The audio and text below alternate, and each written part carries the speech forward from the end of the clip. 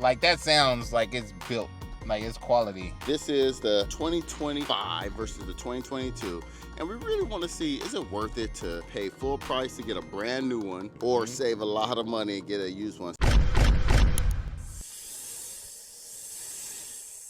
Yo, welcome back. I'm here with my brother Chris. Very popular video. His $16,000 Tesla Model 3, a 2022, correct? Yep, 22. And then I have my Highland 2025 Model 3. We're gonna do a little comparison, a little drag racing. So once again, he has the least expensive Tesla Model 3 from 2022, and I have the least expensive Tesla Model 3 from 2025. I paid full price for mine, minus the $7,500, which drops it down to about $35,000. He got the $4,000 used discount, or used credit, and made it $16,000. A little over 16. So we're gonna break it down a little bit. So first of all, Yeah, my vehicle's an LFP battery. It's a little different. so you could charge to 100. Could charge to It's actually 100. recommended you charge to 100, so that's a plus too. How many miles of range do you have? I have 253. Max? That's what it says on the screen. Oh, see, I have the long range rear wheel drive, so I have Okay. 363. Oh man. So far, I love the car. There's little quirks here and there. I gotta really stay off of Reddit and YouTube because it makes me just like my anxiety kicks in about all these little issues that people have. I haven't had an issue at all with the car. Literally, it's probably the easiest car I've owned. Like in and out of the vehicle, I don't really have any problems, concerns. Yeah, the car's fun. This is the 2025 versus the 2022, and we really want to see, is it worth it to pay full price to get a brand new one or save a lot of money and get a used one? So how many miles did you have when you got it? I bought it was just over 70. I'm pushing 80 now. 70,000, I should say. The car was heavily used, I would say that. It wasn't as beat up as some of the vehicles that I've seen on the dealership floors, but this one was in the most pristine condition, so I went ahead with this one. So you did get it from Hertz. Yes. And some people say that they use them for Ubers and things like that, right? But you were able to inspect it, right? Yeah. And was there any haggling when it came to purchasing? Literally, it was zero haggle, man. They have that advertised, like their price is their price. If you want it, get it. If not, leave it alone. There was some vehicles. There was a black one that I was looking at, same as this one. The black one was just beat to, it was what they call it, clapped. It was missing a little circle cap there. Like the wheels were beat. The inside was horrible. You can tell people were just sitting in that driver's seat all day long. Yeah, this one wasn't as bad on the inside. Just a little curb rash. Now, you can buy used from Tesla, but it's a similar situation where you can't really inspect it either. See, and that's why I didn't go, Cybertruck. And that's why I didn't go with purchasing used through Tesla. That was my first thing I wanted to do, was go through Tesla, buy it used. When I seen that you had to put down $250 or whatever the price was, sight unseen, if you don't like it, they keep the money, you just walk away from the car. I was like, that's crazy to me. So I was like, I can't do it. If I'm buying used, I want to sit in it, I want to drive it, I want to look around it. So I decided to try the Hertz rental and see what was going on with that.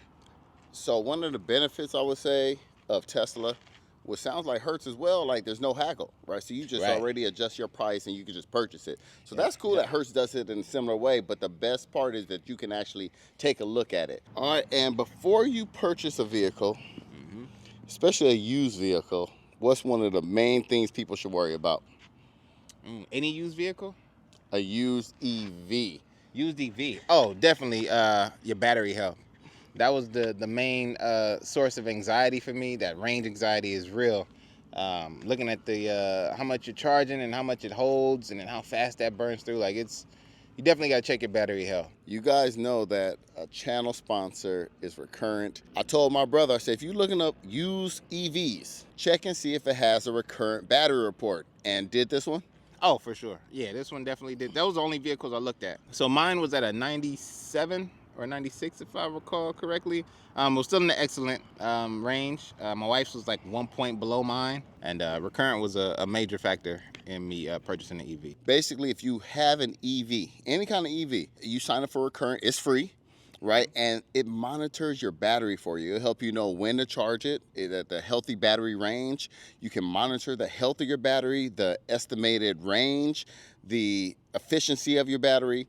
And that's good for you to know as an owner. Right. But if you want to sell your car, you could Oh. post the battery report and then you get a premium for it. You can say, hey, my battery's healthy, so you can get X amount of money for it, like I did with my Model 3. Yeah, and then, you know, if you're buying a car, you want to see if it has a healthy battery, so you can check the Recurrent battery report. They don't sell your information to anybody. I mean, it's worth it. So definitely click the link in the description. And thanks to Recurrent for sponsoring this video. And it wasn't even planned because he really used Recurrent. No, and I really did. I still do. I get the monthly reports it sends in. It shows me it shows a range of where I'm charging. Like if I'm below my the recommended state of charge or above the 80 or whatever they say.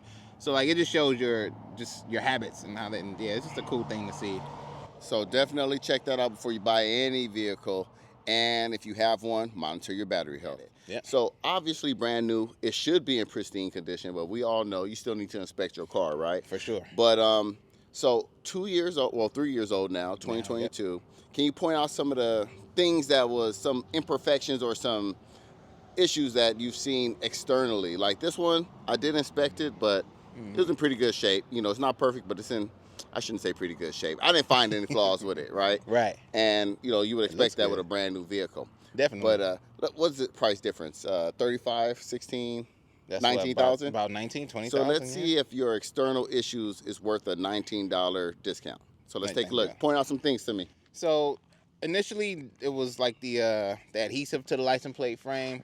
Looks like it pulled off clear coat or something. You can kind of see that there. And I'm assuming that the bumper was painted because if you look at the air intake there, that's black on that side. This side is white inside there, like overspray or something. So I'm assuming they've had it repainted. You know, people are beating it, you know, rental car. Just had a little curb rash there at the bottom of the bumper there under my carpool sticker. You can see that there. And then the rims, like that was mainly it. But the rims, those can be fixed pretty easily, right? Oh, for sure. I bought a wheel kit that I bought off of Amazon. It was like $40. I just haven't got around to doing it. And then there was just one panel gap. It was right there, the trunk. Other than that, like the car was good. The interior is fine. So we'll get to the interior in a minute, but honestly, if you told me to take a look and see any cosmetic issues that I noticed, the only ones that really stand out are the rims, because those are scuffed. Right, that's the worst one with the red paint still on it. But honestly, if I was paying $16,000 and that was the worst part, same as you, I'd buy the kit. But you bought the kit a long time ago, didn't you? A long time ago. Man, so what? I got. I mean, what?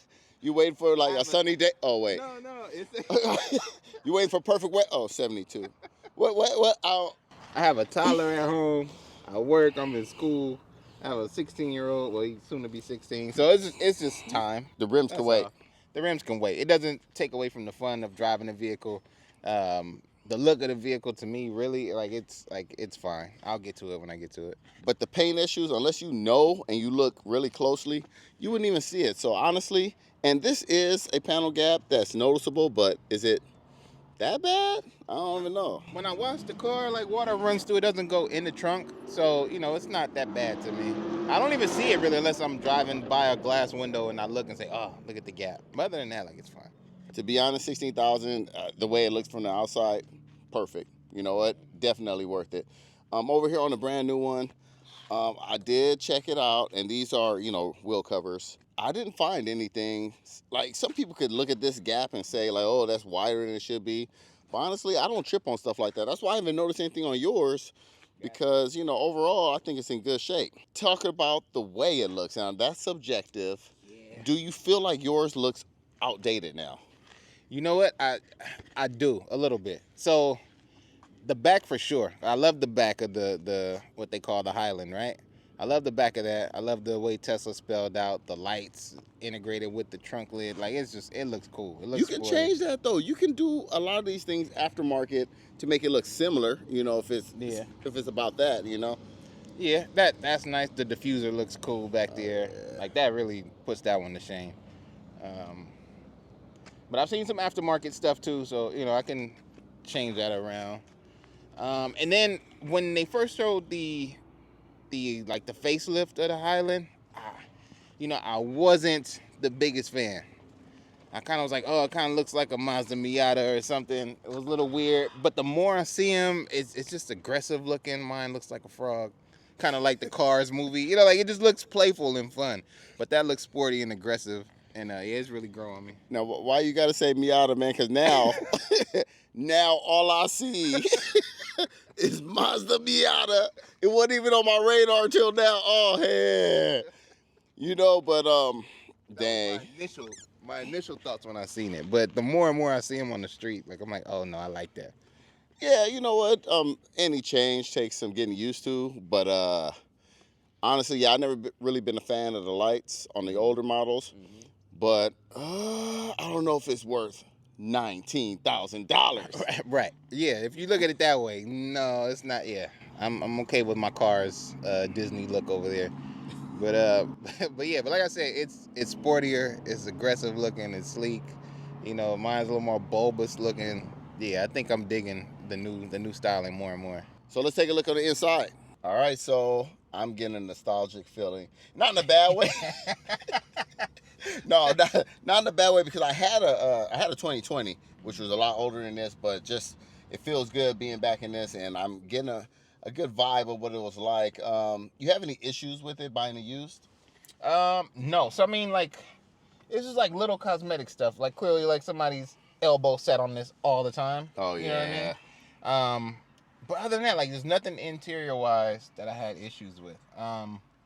You know, like aside from the what do you call it? The check strap on my door, like it clicks. So I do have the part to fix that. I'll probably do that later today. Yeah. But other than that, man, like the inside of the vehicle wasn't chewed up. It wasn't bit up. Looks pretty good. Yeah, it was pretty good. Whoever had it before, well, not who had it before. The renters, maybe they just didn't know how to drive the vehicle. They didn't touch it much, but like the inside's fine. Like, I don't have any issues in here. And it's aftermarket, of course. You added that. Yes. You added that. Yeah, but back. And you talked about changing that wood out, right? I thought about, changing out and putting like Alcantara here or some type of like carbon fiber. I haven't gotten around to it, but then the more I've left it like this, I kind of dig it. I like the little wood or whatever this is supposed to be. Yeah, I like this look. Yeah, it's pretty clean in here, man. I want you to go into the new one and tell me how it feels to you and see if it's any difference or even worth a $19,000 right. price increase. All right, sure. Let's go check it out. It smells good in here. I mean that's a new car smell, whatever. And of course, things gonna be a little tighter because it's brand new. But yeah, overall, and white interior. But besides that, how does it feel compared?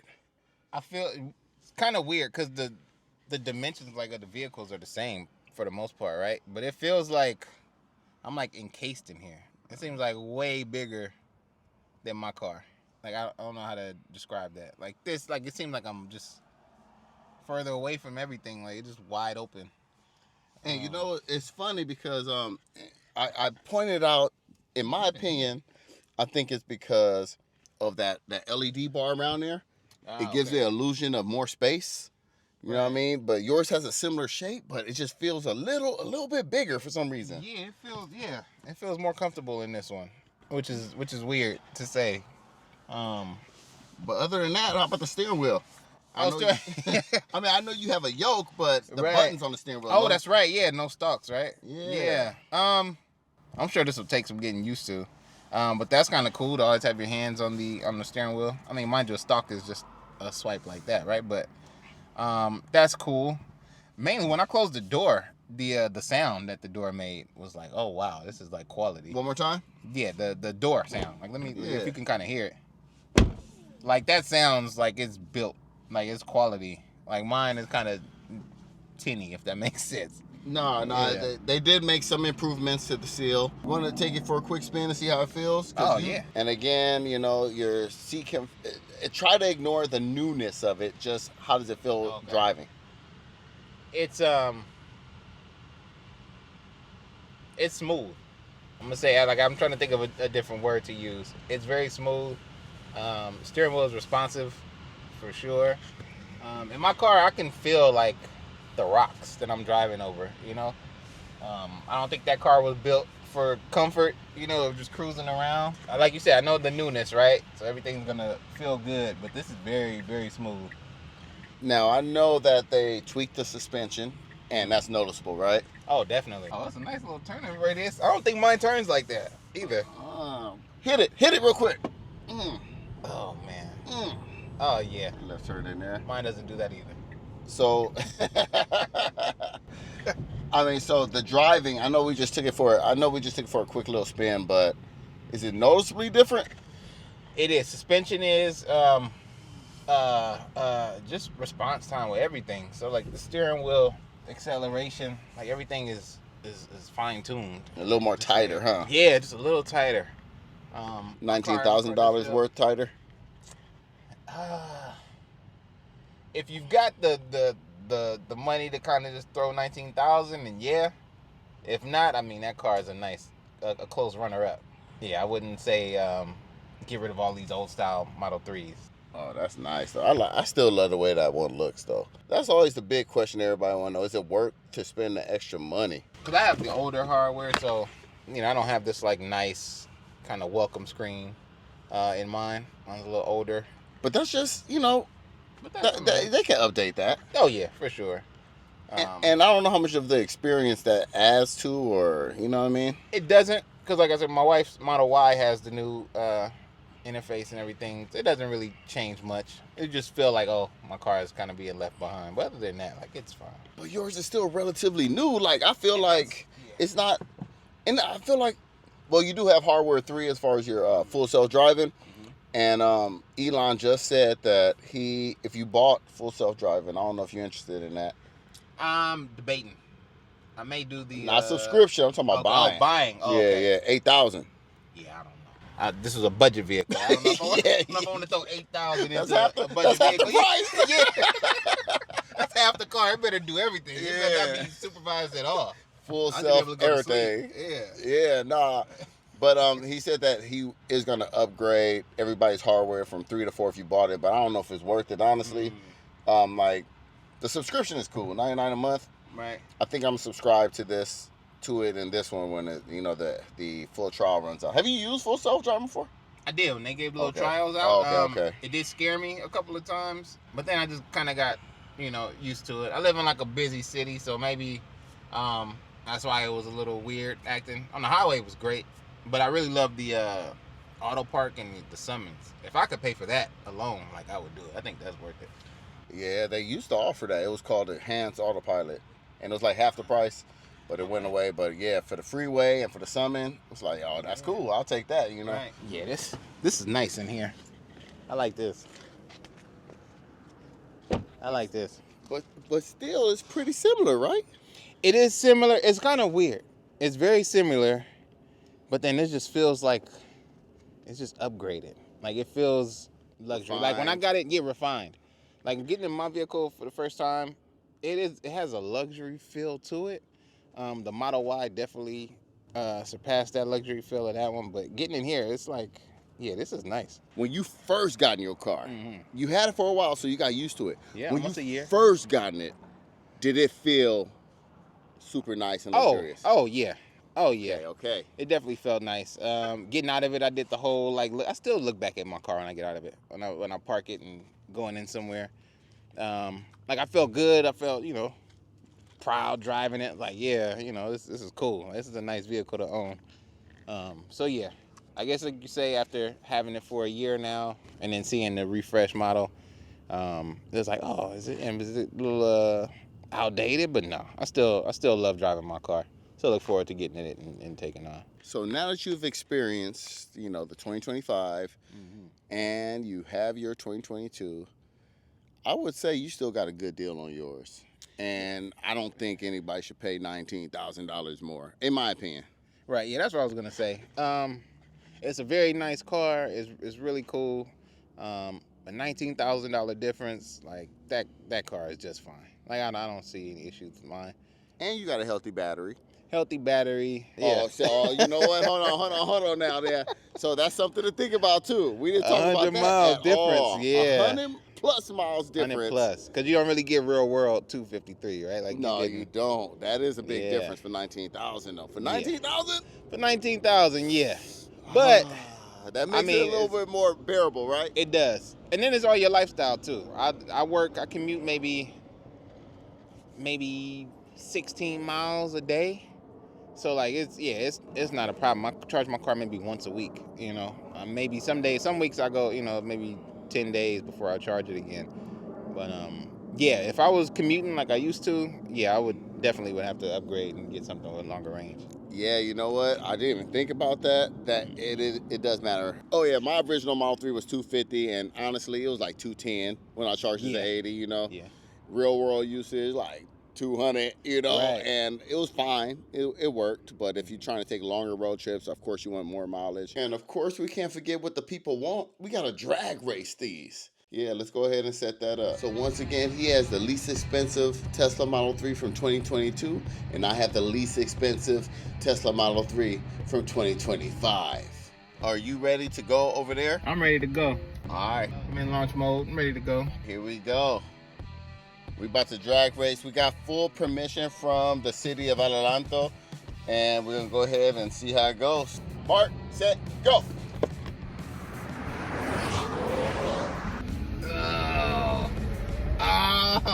Oh, my car is slow.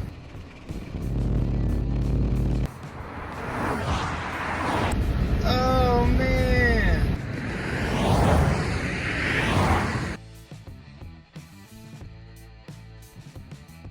My car is slow. Did you floor it? I floored it. It's slow. I got dusted. Oh, dang.